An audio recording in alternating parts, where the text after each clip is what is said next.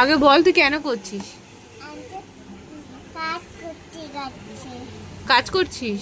চুলটা সরাতো, চোখ তোর মুখটা দেখা যাচ্ছে না, চুলটা কেন সরাতে হয়? আরেকবার সরাও।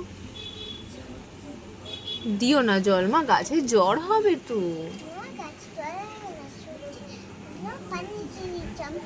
কি দিচ্ছিস? কি দিচ্ছিস গাছে? পানি? পানি কে শিখিয়েছে? পানি মানে কি? এদিকে ঘর।